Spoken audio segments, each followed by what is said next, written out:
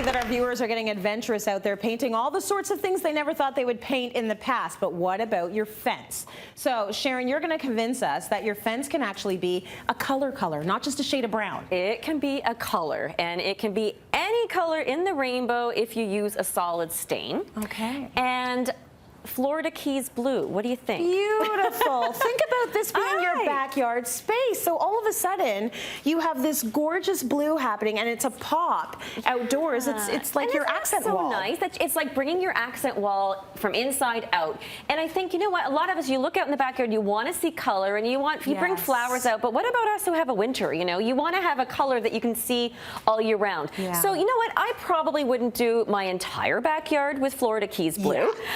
But as an accent, it helps to delineate maybe a sort of chill zone that you have or a dining area. And then you can sort of balance that by doing a more neutral color. Like here I've got maritime white in a semi-transparent stain. So again, there's no brown, no typical wood colors. This is like a beachy feel. So again, you can still see the grain in the wood with the semi-transparent, and it looks great on really good wood. But the lovely thing about solid stain is that you can hide all sorts of sins with that. It's like, it's like paint. So if you have old wood boards and you've replaced with some new ones, it will cover everything up.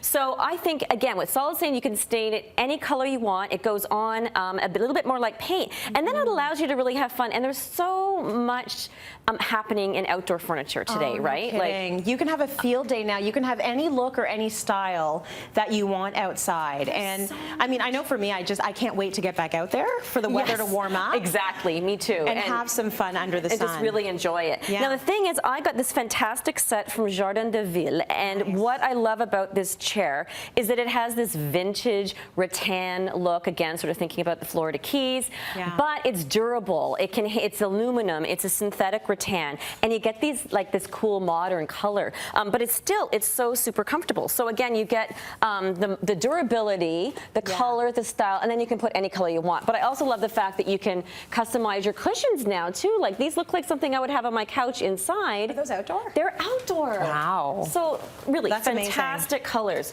So again, you want to put your whole palette together. Think about your accent wall, and again, with solid stain, you can change it.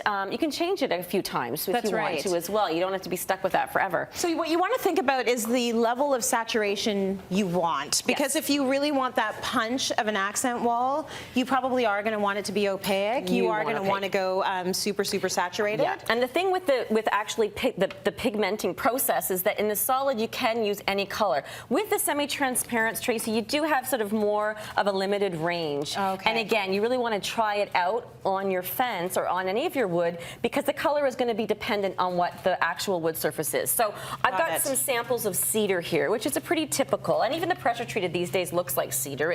They've got that nice brown tone. So since I've already showed you the solid, I'm going to go to the semi-transparent. And this is Chelsea Grech, just to show you the difference with the same color. So again, when you put it on, you can see how it starts to sort of suck it up. Always a good idea to use a brush with stain, especially with semi-transparent. So I know when you're staining your fence, you might be tempted to use a sprayer, but unless you really hate your neighbors, you don't want to spray a fence that's going to go through. And they might not like your color as much. Right. So again, you see the grain.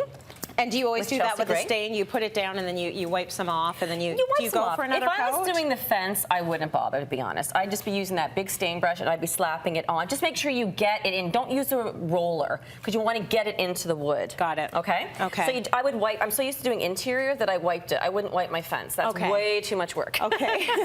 Good to know.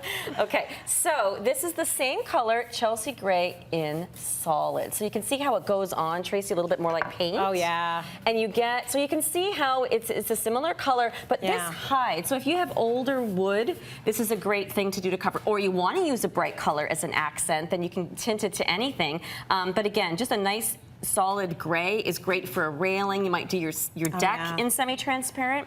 Very nice. So I think that people are way more adventurous, I know we are, when it comes to the colors I use outside. And I'm sure after this episode airs, we're going to see people experimenting with their fences. I think so.